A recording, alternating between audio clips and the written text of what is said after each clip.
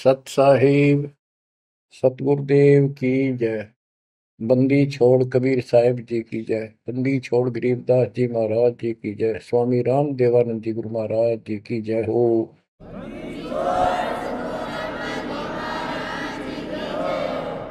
सर्व संतों की जय, सर्व भक्तों की जय, धर्मी पुरुषों की जय।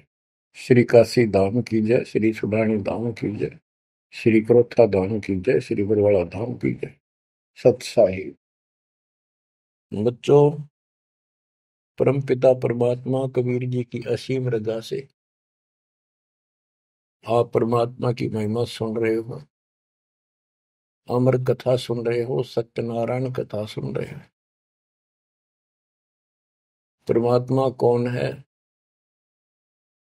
कहाँ प्रमाण है, उसका क्या नाम है, परमात्मा की हमको आवश्यकता क्यों है,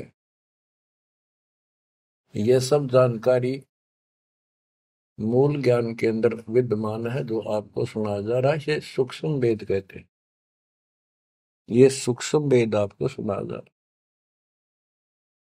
है। हम हिंदू धर्म में जन्मे तो हिंदू धर्म के मूल शास्त्र हैं वेद और गीता, प्लस में इनके सपोर्ट में श्री 18 पुराण है। तो यहां पर हमने सबसे पहले ये समझना होगा कि वेद और गीता क्या है, पुराण क्या है। वेद गॉड गिवन ज्ञान है, गीता के अंदर भी वही ज्ञान चारों वेदों का सारांश है। इति सिद्धम के ये भी गॉड गिवन है। और पुराण क्या है, जैसा भी ब्रह्मा जी को चारों वेद मिले, क्योंकि परमेश्वर कबीर जी ने, सतपुरुष जी ने सूक्ष्म वेद भेजा था ज्योति निरंजन के अंतःकरण में, इसके कंप्यूटर में ईमेल कर दी थी। इसने उसमें से सतपुरुष की जानकारी कति निकाल दी, कहीं कहीं हिंट छोड़ दिए, वो हटाए नहीं जा सकते थे। वो इसलिए छोड़ दिया कि ये भी गुप्त रहता है, इसने कसम खा रखी है मैं कभी किसी के समक्ष अपने यथार्थ रूप में नहीं आऊंगा। बच्चों, ये कथाएं दास आपको 1994 से सुनाने लगा था। वैसे तो 1994-95 से तो सरेआम सत्संग सुनाता था, उससे पहले 10-20 वक्ताओं बिठा करके भी चर्चा किया करता था। ये सारी कथा परमात्मा कबीर जी ने जो बता रखी थी, गरीबदास जी ने अमर ग्रंथ में बता रखा था, वो सुनाया करता था। यही सृष्टि रचना कैसे हुई, इसने कैसे क्यों कसम खाई, दुर्गा को नीचे भेज दिया, आप गुप्त रहने लग गया, तो ये बात जचा नहीं करती 90% का है कि ये कोई बात है, दंत कथा है तो कहानी बना रखी है। भगवान ऐसे गुप्त क्यों रहेगा, भगवान ऐसे क्यों करेगा, ये भगवान है ही नहीं। भगवान तो श्रेयाम आते रहे और आते हैं, ये भगवान ही नहीं है, ये परमात्मा ही नहीं है। परमात्मा गुप्त रहता है, नहीं, हम उसको पहचान नहीं पा रहे, इसलिए समस्या यह आ गई। इसने अज्ञान इतना गहरा कर दिया कि हम भगवान को सामने देखकर भी उसको पहचान नहीं पा रहे। इतना ज्ञान भर दिया हमारे अंदर, उसकी डेफिनेशन बदल दी। अब जब सृष्टि रचना दास ने अपने शब्दों में लिखी तो प्रमाण दिए सारे, परमात्मा की वाणी को सरल करके लिखा सृष्टि रचना। तो गीता अध्याय 7 श्लोक 24 में और 25 में ये खुद कहता है गीता बोलने वाला कि मैं कभी किसी के समक्ष नहीं आता अपने रूप में, मनुष्य रूप में। मुझे ये श्री कृष्ण रूप में, व्यक्ति रूप में मान रहे, मैं कृष्ण नहीं हूं। मेरा ये अटल संविधान है, अनुत्तम सिद्धांत है कि मैं कभी किसी के समक्ष प्रत्यक्ष प्रकट नहीं होता है, अपनी योग माया से छुपा रहता हूं। जब ये प्रमाण उन भक्तों को दिखाए जो कभी यहां बने थे, कभी डांटे थे, ये कैसे हो सकता है, उनकी आंखें फटी की फटी रहेगी। तेरा गजब हो, 600 साल पहले लिखी वाणी, बोली वाणी आज सारी सत्य होगी। तो बात यहां उलझ गई थी। तो सबसे पहले आपने ये पहचान करनी होगी कि वेद क्या है और पुराण क्या है। पुराण सहयोगी शास्त्र है, वो उनमें कुछ ज्ञान इन ऋषियों का अपना अनुभव ज्यादातर है, कुछ ज्ञान वेद और गीता से संबंधित। जैसे रोच्य ऋषि की कथा एक अध्याय है, उसमें रुचि ऋषि एक साधक था, वेदों को ठीक सा समझा जैसा वो समझ सकता था। और उसमें लिखा था कि परमात्मा प्राप्ति के लिए एक मंत्र है, वो नथिंग एल्स। और कोई देव देव पूजा नहीं करनी, ना कोई दाम पूजने, और मनुष्य जीवन आत्म कल्याण के लिए प्राप्त होता है।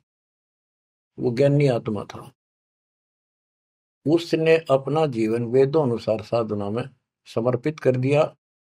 ना कोई मकान बनाया, जंगल में रहने लग गया, फल फ्रूट खाकर अपना साधना करता। 40 साल की उम्र होगी। उसके चार पूर्वज पिता, पितामह, पर पितामह और तीसरा दादा, ये चार दिखाई दिए।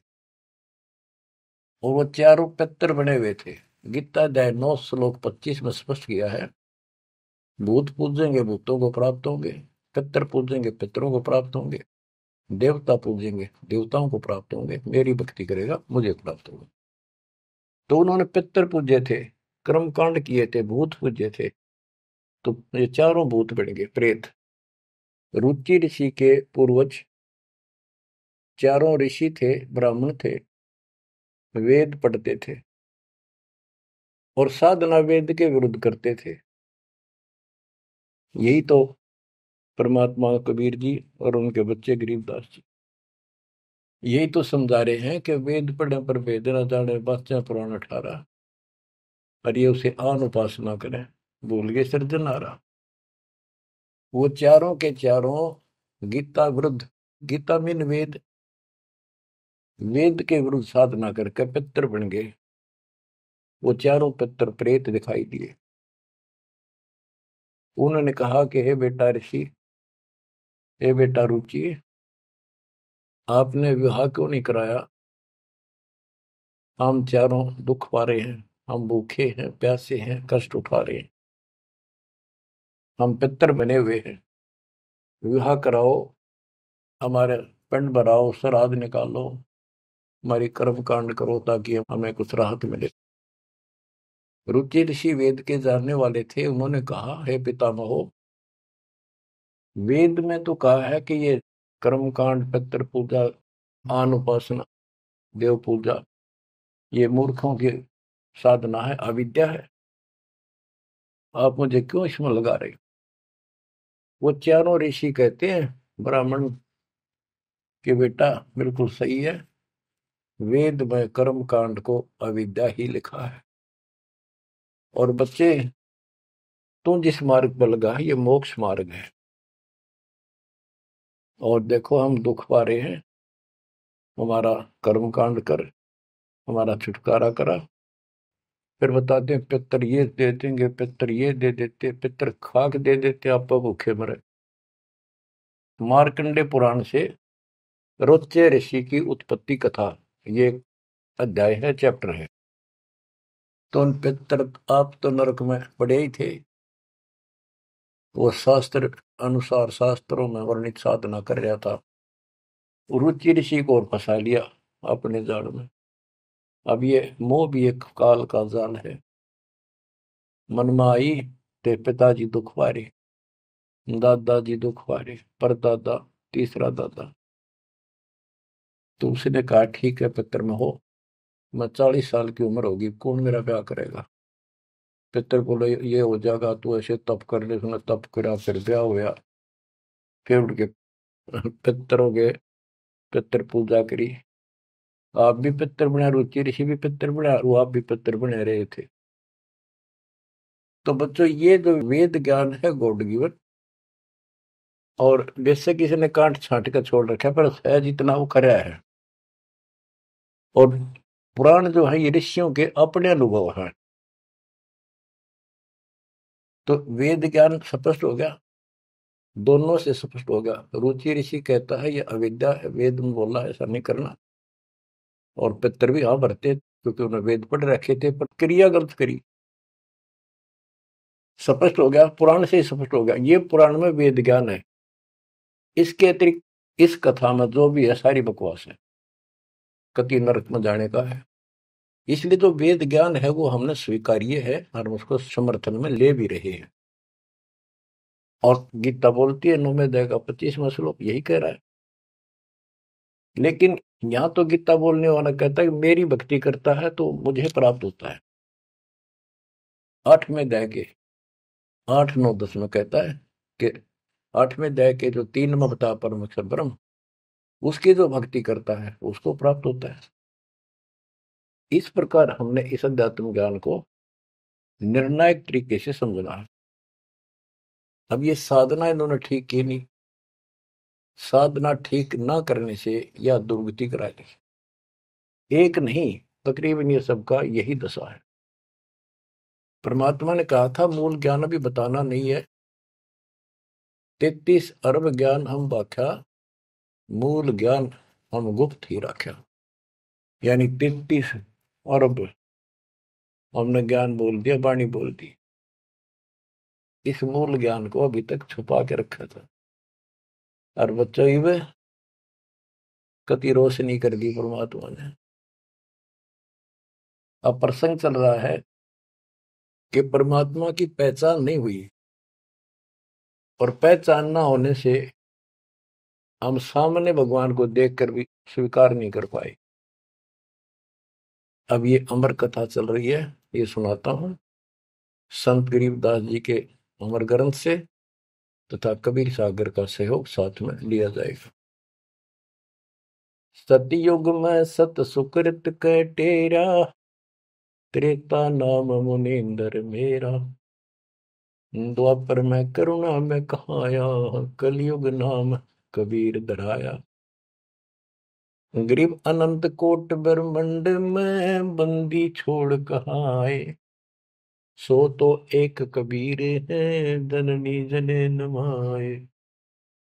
गरीब काशीपुरी कष्ट किया, उतरे अदर आधार, मोमिन को मुजरा हुआ जंगल में दीदार।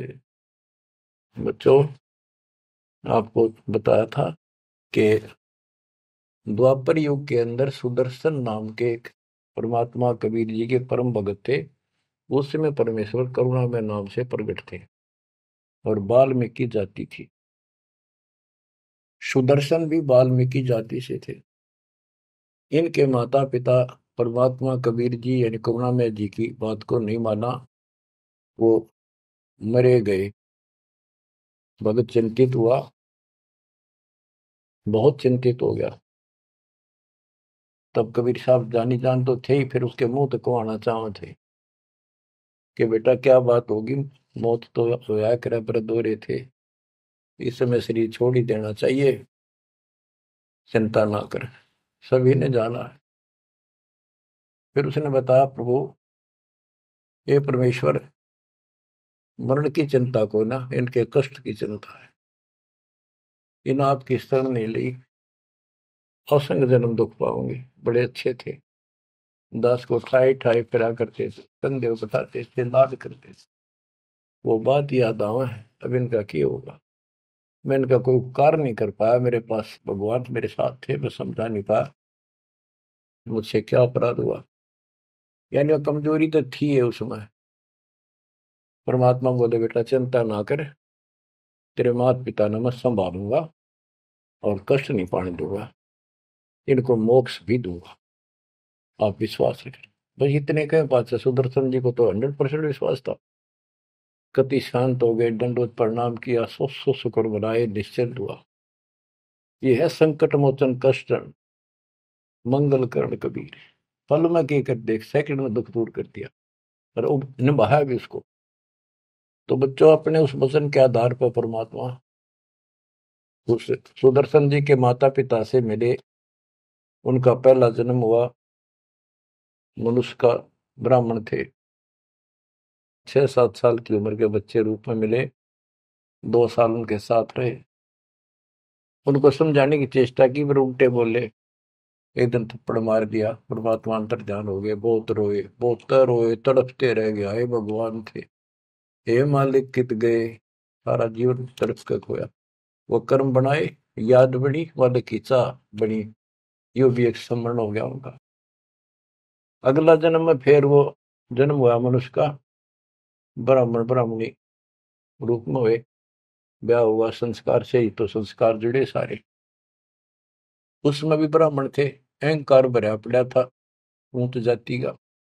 पहले वो मरोड़ काटी, उनको मुसलमान बनवाया परमात्मा। ये इनका गौरी शंकर सरस्वती नाम था, और बड़ी अच्छी लगन थी। शिव जी की केवल शिव पुरानी कथा करते थे, और किसी को नहीं मानते थे।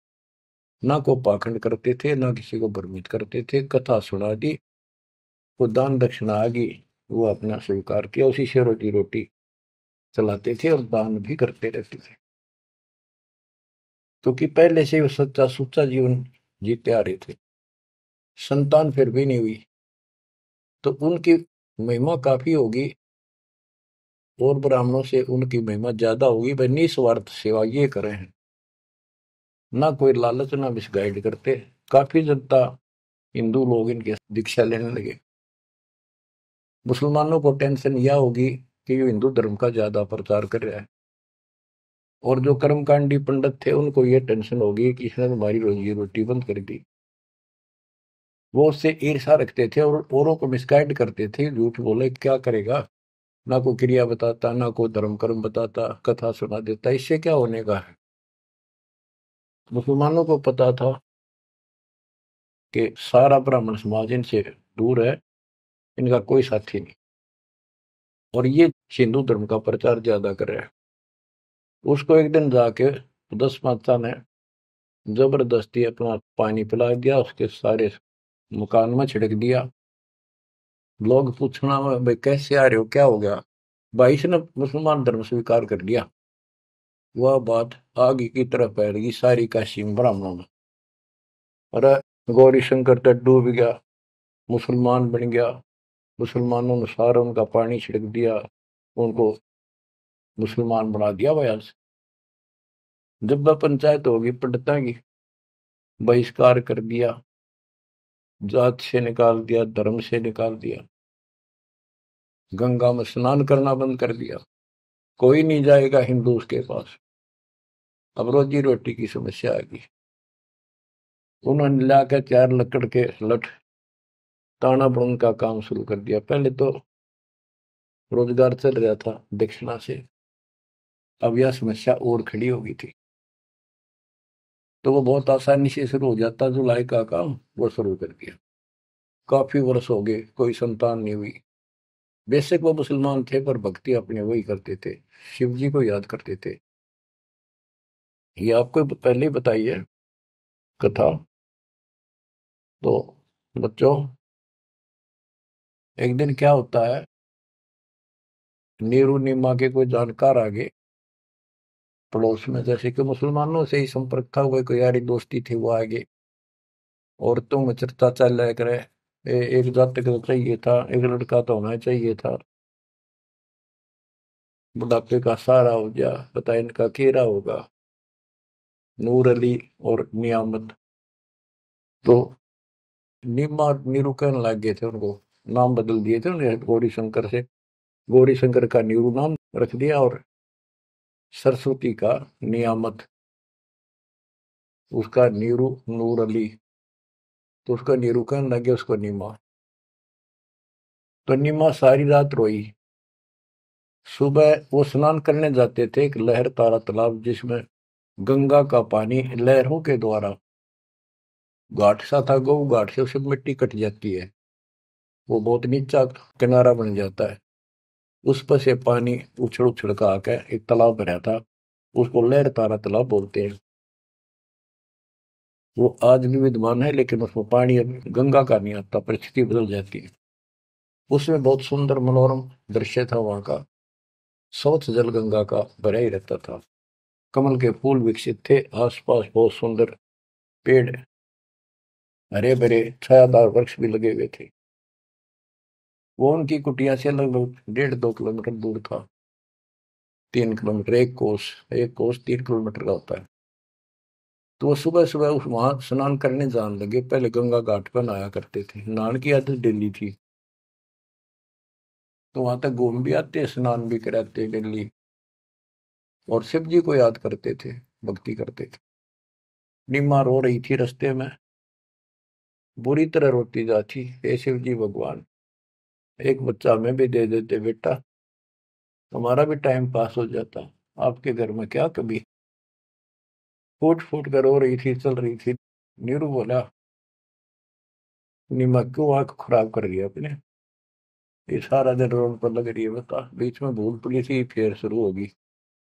भगवान ने देना होता दे ही देते, उम्र कितनी होती है, कुछ तो जो भगवान करे ठीक ही है। वह रो ही रही थी, मान नहीं रही थी, फिर भी जैसे तैसे पहुंच गए स्नान स्थान तक। लहर तारा तालाब पर पहुंचे, फिर निम्मा नहा बाहर आ गई, फिर नीरू स्नान करने गया। निम्मा जो कपड़ा बांध कर नहाई थी, दोबारा उसको धोने के लिए गई कपड़े चेंज करके। वो ब्रह्म मुहूर्त का समय था, सुबह सुबह 1.5 घंटा पहले सूर्योदय से।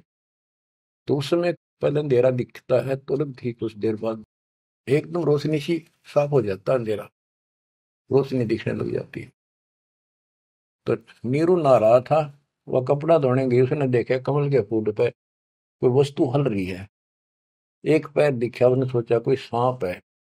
बहुत ध्यान से देखा तो बच्चा था, एक पैर हिला रहा था, नवजात शिशु। नीरू से कहा नीमा ने कि देखियो जी, बच्चा है, बालक है, लड़का है, कमल के फूल पे देखो। तो नीरू ने सोचा यार अच्छी पागल होगी, कितनी मेंटल होगी भी यार बच्चे के मुंह में। नहाता नहाता कहता है, नीमा तेरा दिमाग खराब हो गया, अब तुझे पानी में बालक दिखने लायक है। नीमा कसक के साथ बोली, ये देखो सच्ची को देख तो देखो है। जिस साइड हाथ करी थी देखा, वो थोड़ी दूर था उससे, 10 फुट का फैसला होगा। एकदम नीरू गया, कमल के फूल समेत बच्चे ने उठाकर नीमा को दे दिया, और नीमा उसे लाड करे, मुंह कर लावे, चूमे, और सौ शुक्र शंकर भगवान की गावे, सौ शुक्र मनावे। बीच का एक थोड़ा सा प्रकरण रह गया कि वहां पर एक अष्टानंद नाम का ऋषि, जो रामानंद जी का शिष्य था, उस समय के महान प्रचारक, हिंदू धर्म के 1 नंबर के आचार्य थे। उसने 1400 शिष्य रखे थे ऋषि, जो कथा किया करते थे, उनमें से एक अष्टानंद था। 4 संप्रदाय थी, 52 द्वारों का वो मालिक था, वो इंचार्ज था। तो वो डेली वहां स्नान करने जाता था, वो दूसरी साइड में नहाता था, ये दूसरी साइड में नहाते थे, सरोवर बड़ा था। तो वो भी वहां स्नान करके उस प्राकृतिक सौंदर्य और भगवान के एकांत स्थान मान के भगवान की भक्ति करता था, शांति स्थान था। डेली जाता था, ध्यान लगाता था, कुछ समय भगवान की वहां भक्ति करता था, जैसे गुरु जी ने बता रखी थी। अष्टानंद जी जो ही साधना करने की चेष्टा, ध्यान में मगन होना चाहते थे, इतने में आकाश से एक प्रकाश का गोला आया। प्रकाश का गोला आया तो उसका ध्यान गया ऊपर को, उसको देखते ही उसकी आंखें बंद हो गई, इतना तेज नूर था। जब आंखें बंद हुई तो उसमें देखा कि एक बालक का रूप दिखा, बगैर प्रकाश का। जैसे हम सूर्य की ओर देखते हैं तो देख नहीं सकते, फिर आंखें बंद करते हैं तो अंदर प्रकाश रहित आकार दिखाई देता, सूर्य का गोलाकार। तो अष्टानंद को बड़ा आश्चर्य हुआ कि बालक, प्रकाश दिखा, फिर बालक दिखा। फिर जब आंखें ठीक सी हुई, देखा तो प्रकाश एक कोने में जाके सिमट गया दूसरी साइड, जिस साइड में नीरू नीमा स्नान करने जाया करते थे। उससे पहले जब प्रकाश लहर तारा तालाब पर उतरा, सारा सरोवर जगमगा गया, इतनी रोशनी होगी। लोग कति पत्ता पत्ता दिखा कमल के फूलों का। और जब उसमें सिमट गया, वो दूर था, उसने क्यों नहीं देखा के हो गया, कित गया। उसने अपने गुरु जी के पास उठ के आ गया, साधना नहीं करी, रामानंद जी के पास आए। उनसे पूछा, हे गुरुदेव, आज मुझे ऐसा अद्भुत दृश्य दिखाई दिया, ये मेरी भक्ति की उपलब्धि है या कोई भ्रम है मेरा। ऐसे ऐसे एक आकाश से प्रकाश का गोला आया, मेरी आंखें उसके नूर को सहन नहीं कर सकी, मेरी आंखें बंद हो गई। बंद होने के बाद देखूं तो एक बच्चे का, बालक का रूप है, लड़के का। फिर कुछ नहीं दिखा। वो एक कोने में जाकर लहर तारा तालाब में समाप्त हो गया, अंतर ध्यान हो गया, नूर ही नहीं था। रामानंद जी को जैसी समझ थी, जैसा उन्हें अज्ञान सुन रखा था, अज्ञान सुन के ज्ञान में अंधे की बां गई, अंधे ने मारे कौन बतासी। अब जैसे ये ज्ञान सुन रहे थे वैसे चेलों को बताया करते थे, और बता दिया कि बेटा, ऊपर से जब अवतार गण आते हैं ना, भगवान अवतार लेता है, ऐसी लीला करता है, किसी माँ के यहाँ जन्म लेगा और फिर लीला करेगा जिस उद्देश्य को लेकर आते हो। ना कोई भ्रम है, ना ही तेरी भक्ति की उपलब्धि है, ये ऐसा होता है। तो इनको यही पता था कि रामकृष्ण अवतार आए, माँ का जन्म लेते हैं इनके भगवान। और गरीबदास जी कहते हैं, गरीब अनंत कोट ब्रह्मंड में बंदी छोड़ कहाँ आए, सो तो एक कबीर है जननी जने नमाए। तो रामानंद अष्टानंद की तो हुई बात फैसला। अब नीरू नहा रहा था, नीमा उस भगवान से लाड कर रही थी, सो शुक्र अपने भगवान शंकर के बना रही थी। जगत का पेखड़ा पेख्या, धनी का नाम ना लेखा। बच्चों, इसने कोई लेना देना नहीं था इस बात से भाई मेरा नाम ले, विष्णु का ले, शंकर को किसी को क्रेडिट दे, पर इनमें इनकी आस्था बनी रहा भगवान में। ये चाहूं थे दाता आज तक। नरसिंह रूप लेकर ना कुछ मारा इनसे, विष्णु को क्रेडिट कोई बात नहीं, चलन दो, बतेरे दिन चल गई इनकी, अब सारा क्लियर हो जाएगा। मूसल को 3-4 साल का बाल के उठा नहीं सकता, ये तो कभी बच्चे थे उस दाता के।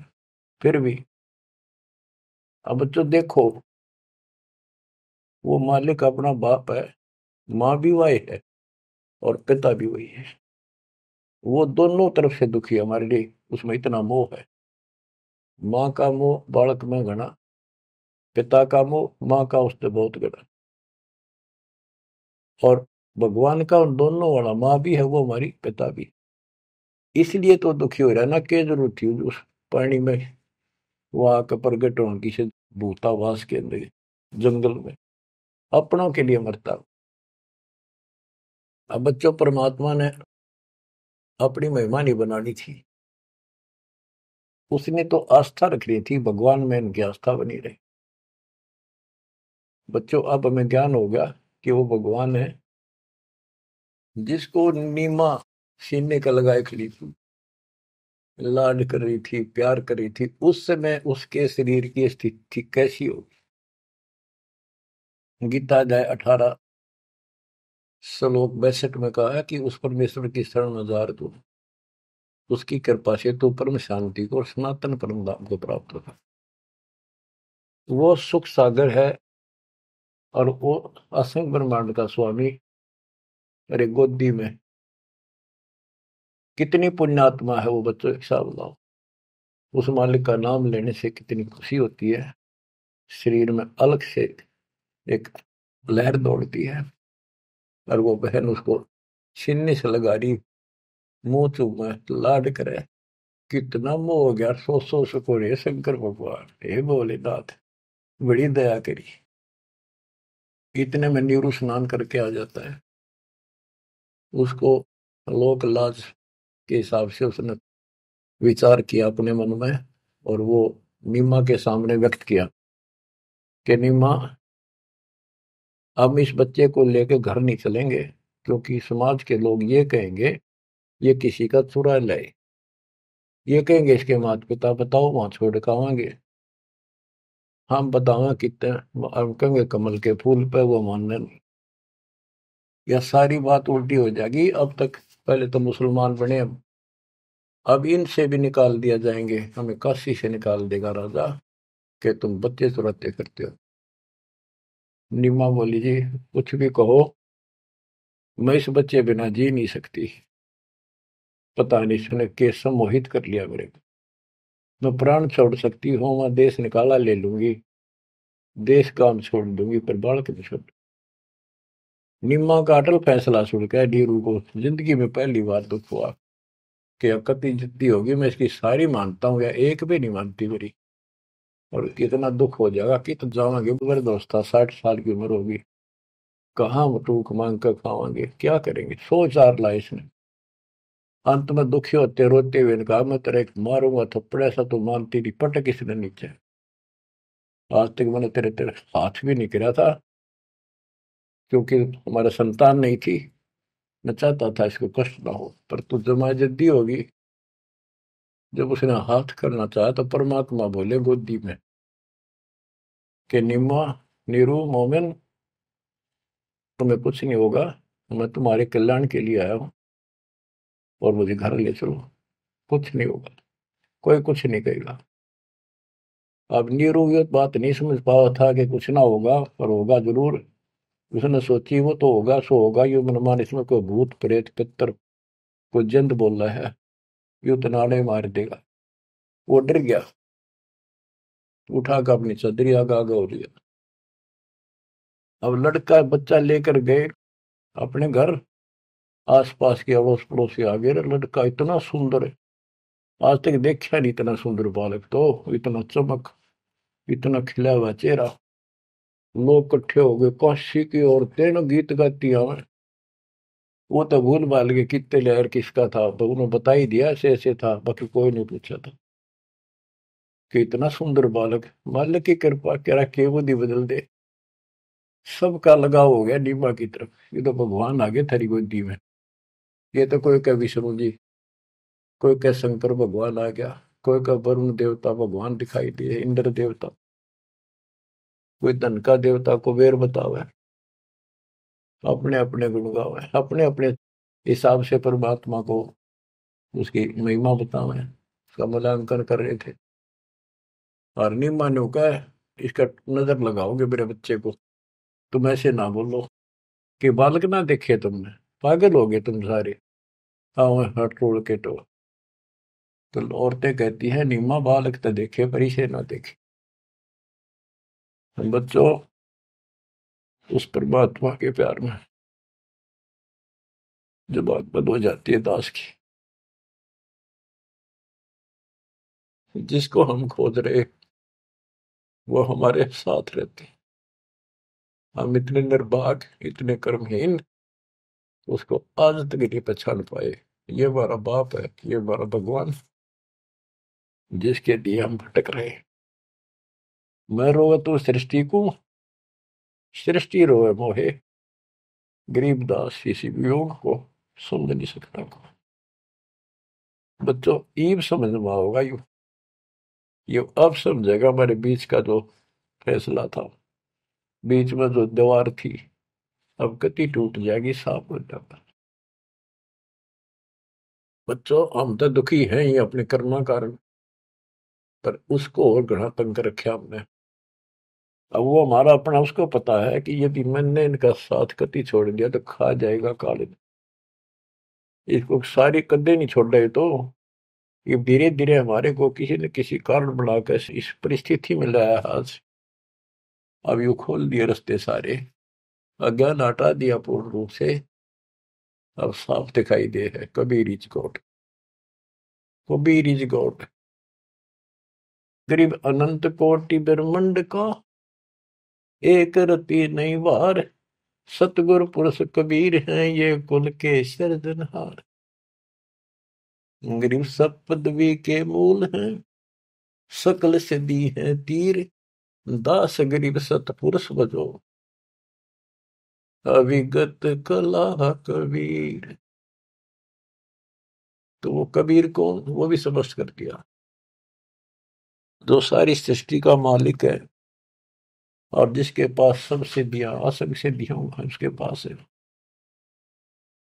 गरीब अम सुल्तानी नानक तारे दादू को उपदेश दिया, जाति जुलाहा भेद न पाया, काशी महे कबीर हुआ। जाति जुला सारा स्पष्ट कर दिया, कति खोल के दर दिया। और आज बच्चों 300 साल पहले ये अमर वाणी बोली थी, आज ये स्पष्ट हो गया आपके सामने गीता और वेद पुराणों से। वेद मेरा भेद है, मैं ना वेदन के माही, जौन वेद से मैं मिलूं वो वेद जानते नहीं। सूक्ष्म वेद के अंदर परमात्मा की महिमा लिखी है। ऋग यजु है श्याम अथर्व, ये चारों वेद चित भंगी रे, सूक्ष्म वेद वाचै साहेब का, सोहन सा सतसंगी रे। आज इस सूक्ष्म वेद से हमें पता चला सत्य का। अब हम सत्य के साथी हो गए, सत्संगी हो गए, हम कबीर साहब के फॉलोअर बन गए। वो सच्चे परमात्मा परम अक्षर ब्रह्म के हम शरण में आगे, उस शरण हमें प्राप्त होगी। अब ये अमर वाणी भी सुनाऊंगा आपको, क्योंकि इन वाणियों का और अलग से चोट लग गया छाती में, आत्मा पे, क्योंकि ये तो सौसिद्ध वाणी है। ये तो मंत्र का काम करते हैं। जैसे गार्डू मंत्र बोला करते, उसने एक मंत्र के 5-4 लाइन होती, 2-3, उन्हें सिद्ध कर लिया करके 1000 लाख बार जाप करके विष उतारा करते गार्डू। तो वो उस पर भी असर करता था जो अचेत हुआ होता था, सांप लड़ने से मूर्छित हो जाता था जो व्यक्ति जहर के कारण, तो वो मंत्र बोलते रहने से ना वो सुने था, ना समझा था, ना अर्थ का पता था। उसके बार बार उस मंत्र का उच्चारण करता था, 10, 20, 50, 100 बार, उससे वो विष उतर जाता था और सचेत हो जाता था। तो बच्चों, हमारी आत्मा पर पाप कर्मों का और अज्ञान का ये विष काफी दिन से चढ़ा हुआ, हम कभी अचेत पड़े। हमने इस अज्ञान को इतना ग्रहण कर दिया कि हमने ये मान लिया जन्म मृत्यु और ये प्रोसीजर तो सारा गेम है, ये ऐसा ही प्रोसेस होगा इस जिंदगी का। और ये 4 ईंट लाके कि तमाता धोखे जाते, उसी को सब कुछ मान रखा। तो बच्चों, ये है वो अमर ज्ञान, सूक्ष्म वेद, सवसिद्ध वाणी है एक, जो गरीबदास जी के मुख से उतारी थे। ये गारुड़ के मंत्र की तरह असर करेंगे हमारी आत्मा। जैसे उस गारुड़ के मंत्र को कोई और पढ़ कर सुनावे, उससे असर ना हो, वो तो उसी के मुख से काम करेगा, क्योंकि उसमें वो सिद्धि हो रही है। तो संत गरीबदास जी के मुख से उच्चरित वाणी फिर उसका दास अधिकारी है, और दास के मुख से आप सुनोगे, वो आपकी आत्मा पर उतना असर करेगी। यानी इससे और अलग से कसक और ताकत आओगी आत्मा में, केवल वाणी के सुनने मात्र से। ज्ञान तो यू है ही, ज्ञान तो मौखिक सुनाई दिया, अब इसको पढ़ कर सुनाऊंगा और अच्छी कसक बनेगी, आत्मा तड़फ उठेगी उस मालिक के लिए। गरीब काशीपुरी कष्ट किया, उतरे अदर अदार, मोमिन को मुजरा हुआ जंगल में दीदार। ग्रीव कोटि किरण शशि भान सुधा, आसन अदर विमान, पर सतपूर्ण ब्रह्म को हो, शीतल पिंड हरु प्राण। होय होय। ये जंगल में काशी के अंदर सरोवर पर मोमिन नीरू को मुद्रा हुआ। ग्रीव काशीपुरी कष्ट किया, उतरे अदर अदार, मोमिन नीरू को मुजरा हुआ जंगल में दीदार। मोमिन मुसलमान को कहते हैं, नीरू को मुजरा हुआ परमात्मा के दर्शन में। कैसी सतीथि थी मालिक के उस बालक के, कितना तेज था, कितना नूर था। ग्रीव कोटि किरण शशि भान सुधा, आसन अधर विमान, पर सतपूर्ण ब्रह्म को हो, शीतल पेनरु प्राण। कोटि किरण, करोड़ सूर्य, करोड़ चंद्रमा की मिली जुली जो किरण है, पूरा प्रकाश ही नहीं, उनकी किरणों जितना प्रकाश था, ज्यादा नहीं। एक तो सूर्यों जितना प्रकाश हो नहीं, किरण, किरण का प्रकाश सिंपल, यानी तेज बहुत था।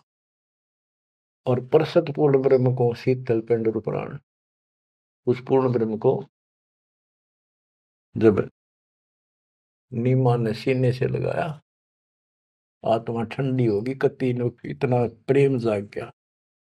ग्रीव गोद लिया मुख चूम कर, हेम रूप जलकंत, जगर मगर काया करे, दम कह पद्म अनंत।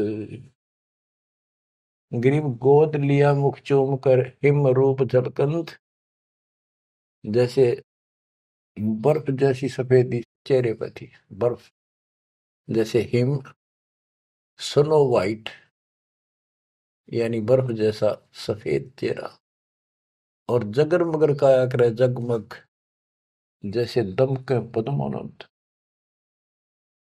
ग्रीव काशी उमटी गुल भया, मोमिन नीरू का घर घेर, कोई कह ब्रह्मा विष्णु है, कोई कह इंद्र कुबेर। ग्रीव कोई कह वरुण धर्मराय है, कोई कोई कहते ईश, 16 कला सुबान गति, कोई कहे जगदीश। गरीब भक्ति मुक्ति ले उतरे, मिटन तीनों ताप, मोमिन कह डेरा लिया, कहे कबीरा बाप। क्या कहते हैं? भक्ति और मुक्ति का सच्चा मार्ग लेकर मालिक प्रगट हुए, उतरे, ऊपर से चलकर आए गति करके, जैसे वेद प्रमाण करते कि परमात्मा ऊपर के लोक में रहता है, वहां से गति करके नीचे आता, अच्छी आत्माओं को मिलता है, उनको भक्ति की सच्ची राह बताता है। तो अपने उसी सिद्धांत अनुसार परमेश्वर नीचे प्रकट हुए। गरीब भक्ति मुक्ति ले उतरे, मेटण तीनों ताप, मोमिन के डेरा लिया, कहे कबीरा बाप।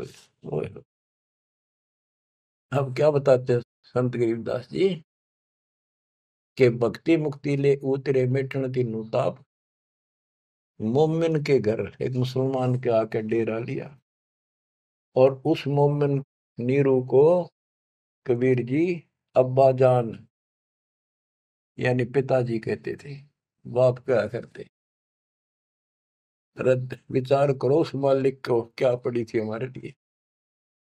वो तो लीला करनी थी क्योंकि अपने बच्चे के वचन भी पूरे करने थे, और हमारे लिए ये ज्ञान भी देना था, एक प्रमाण भी देना था कि इस समय में हम पहचानते, इसी कारण से तो पहचाने जो लीला मालिक कर गए। आज वेदों से प्रमाणित हो गया, परमात्मा ऐसी लीला करता वो है भगवान सही। यो ना कृष्ण की ऐसी लीला वेदों वर्णित, ना श्री राम की, ना विष्णु और ब्रह्मा शंकर जी की, किसी की भी तो नहीं। तो वेद गॉड गिवन है, परमात्मा का सच्चा सिद्धांत है। तो उस सिद्धांत पर खरा कौन उतरता है? अब ये सिद्ध हो गया कबीर भगवान। कौन कबीर? जो काशी में जुल्हा था। अब क्या बताते हैं? गिरिव भक्ति मुक्ति ले उतरे, मिटन तीनों ताप, मोमिन के डेरा लिया, कहे कबीरा बाप। गिरिव दूध न पीवन अनभक, नहीं पलने झूलंत, अदर अमान ध्यान में, कमल कला फूलंत।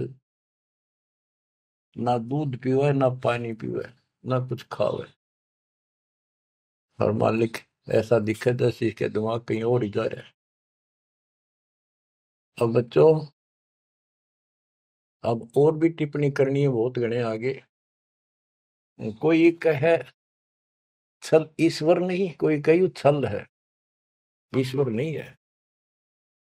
गरीब कोई कहे छल ईश्वर नहीं, कोई के नर कहलाए, कोई कहे गण ईश का, जो जो नीमा मात रसाए।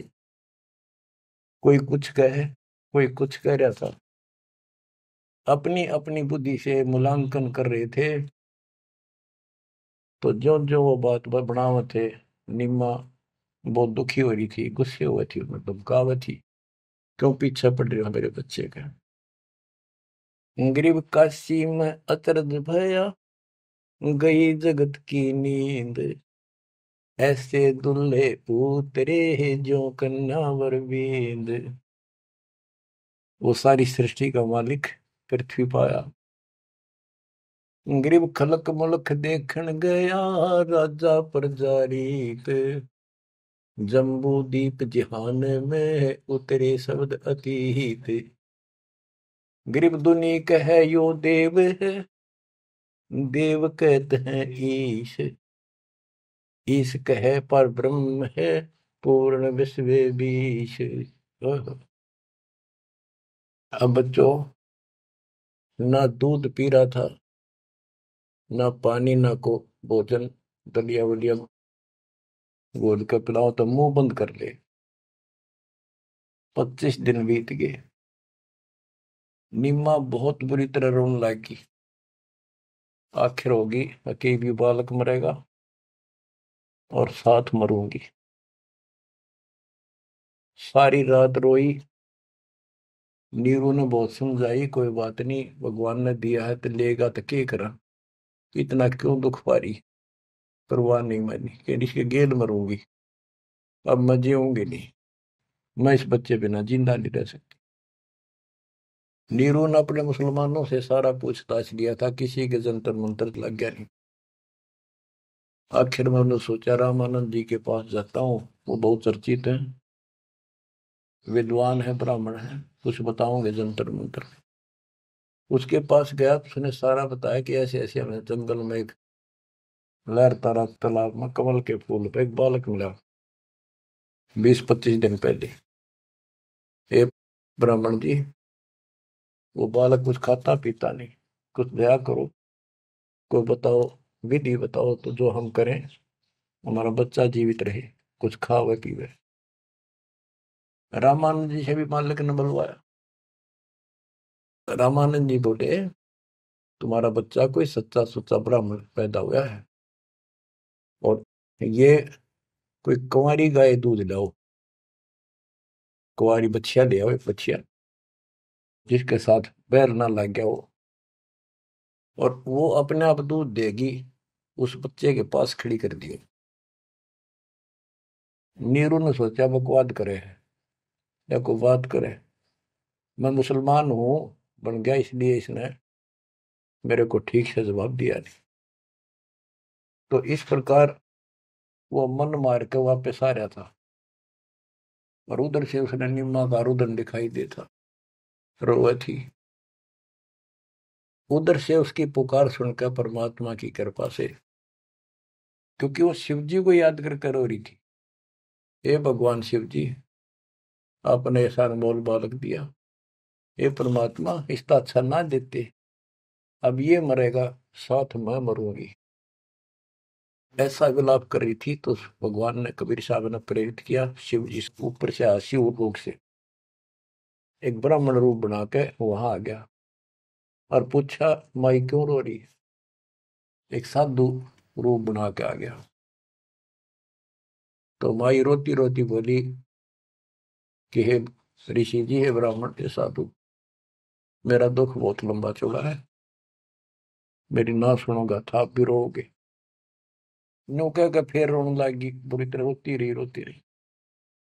भगवान शिव जी बोले, माई ऐसे कहते हैं, अपना दुख दूसरे के साथ जा कर देना तो हल्का हो जाया करे, बता दो कुछ तो, मैं भी कुछ जानू हूं, बता दूंगा।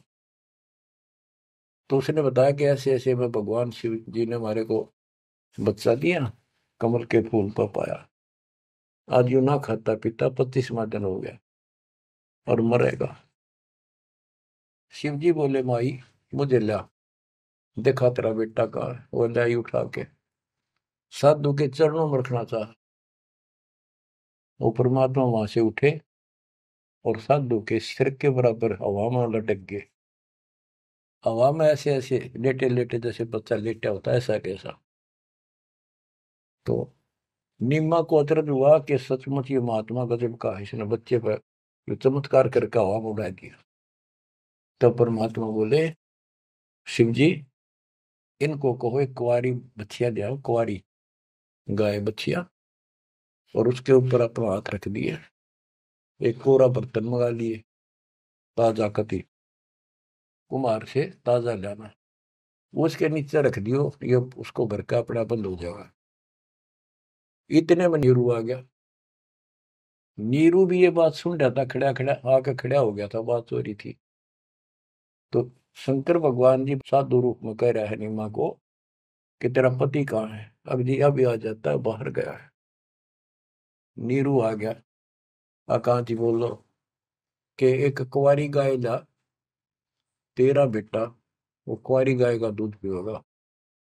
अब रामानंद जी की बात तो उसका यकीन नहीं हुआ था, पर यह महात्मा भी यही कह रहा है। फिर पक्का विश्वास हो गया।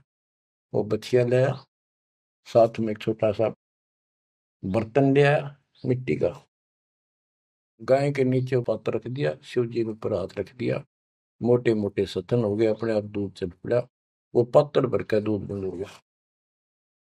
तो मालिक ने वो दूध पिया। उसके बाद वो गाय डेली दूध देने लगी। बच्चों, ये दूध सतलोक था, उस दाता का आहार। ये लीला दिखानी थी दाता ने, 7 बार चर्चा करी और शिव जी को भी बहुत कुछ कहा, कबीर सागर में, और विस्तार से प्रमाण है। बच्चों, आप सुन रहे हो सत्यनारायण कथा। ग्रीव शिव उतरे शिवपुरी से, अवगत बदन विनोद, मैं के कमल खुशी बहे, लिया ईस को गोद। ग्रीव नजर नजर से मिल गई, किया ईस प्रणाम, धन नीरू मोमन धन माँ, धन का शेनी काम। ग्रीव 7 बार चर्चा करी, बोले बालक बहन, शिव को कर मस्तक धैर्या, ला मोमन एक धैर्य। ग्रीव अनब्यावर को दूहत है, दूध दिया तत्काल, पीवे बालक ब्रह्म गति, ता शिव भय दयाल। बच्चों, कबीर सागर के अंदर ज्ञान सागर एक अध्याय है, उसके प्रश्न नंबर 74 पर इस प्रकार वर्णन है। सुत काशी को ले चले, लोग देखन तात आए, अन पानी बख्शे नहीं, जुल्ला सोप जनाए। तब जुल्हा मन कीन दीवाना, रामानंद सो कहा उत्पाना। मैं सुत पायो बढ़ा गुणवंता, और कारण कौन बखे नहीं संता। रामानंद ध्यान तब दारा, दुल्ला से तब वचन उचारे। पूर्व जन्म ते ब्राह्मण जाति, हरि की सेवा की निबली बाती। कुछ सेवा तुम हरि की चूका, ताते भयो दुल्हा का रूपा। प्रीति पर भूखे तो मान लीना, ताते दान में सुत तो है दीना। रामानंद जी बताते हैं, जब रामानंद जी को जाके कहा नीरू ने कि महात्मा जी ऐसे ऐसे मुझे लड़का मिला जंगल में, और वो खाता पीता कुछ नहीं, कारण बताओ। तो रामानंद बोले पहले तुम ब्राह्मण जाति में थे, भक्ति बहुत करते थे, लेकिन भगवान की कोई भक्ति में कोई गलती बन गई, जिस कारण से तुम दुल्हे के रूप में जन्मे हो, और परमात्मा ने तेरी फिर भी पुकार सुन ली, इसलिए जंगल में तेरे को पुत्र दे दिया। नीरू ने कहा कि हे प्रभु, दस कीनो तस पायो, आरत हो तो दर्शन आयो, सो कही उपाय गुसाई, बालक अक्षु दावंत कुछ खाई। कि मन दिशा करी उसी भर ली, मेरे भी तक कर्म फूट के, मैं जैसा भी हूँ ठीक हूँ, आरत संकट में तेरे पास आया, कुछ दया करो जिसते हुए बालक कुछ खा ले। रामानंद युक्ति उचारा, तब सुत कोई ज्ञानी अवतारा। बच्चिया जाही बैल नहीं लागा, सो लाई ठाड़ क्रोते जागा। एक बच्चिया लाओ जिसका बैल न लग गया हो, और ऐसा ही किया गया। तो उन्होंने दूध पिया, बच्चिया लाएगी, वो आपने छोड़ दिया। तो बच्चों, सब तरह से प्रमाण दिया जाएगा। अब नंबर आता है, ये तो सुख संवेद कबीर वाणी, गरीबदास जी की वाणी। ऋग्वेद मंडल नंबर 9, सूक्त नंबर 1, मंत्र नंबर 9 में क्या लिखा है उस परम पिता के बारे में। अब ये सुना दो एक लाइन, तुम्हारे को कति भरम दूर हो जाएगा। मूल पाठ में ऐसे लिखा संस्कृत में, अभि इमं अधन्य उत सिलंती धेन्वः शिशुम सोमम इंद्राय पातवे। पूर्ण परमात्मा जब बालक रूप में प्रकट होता है, इसका ये अर्थ है उनके परवरिश की लीला अधन्य, बिना दनाई, अभी यानी पूर्ण रूप से कवारी गायों के द्वारा होती है। ये लक्षण है वेद में। वेद मेरा भेद है, मैं ना वेदन के माही, जोन वेद से मैं मेरे वो भेद जानते हैं। बच्चों, आज इतना ही। अमर कथा जारी रहेगी। परमात्मा आपको मोक्ष दे, आपको चरणों से दूर ना करे, दास की यही पुकार है। सत साहिब।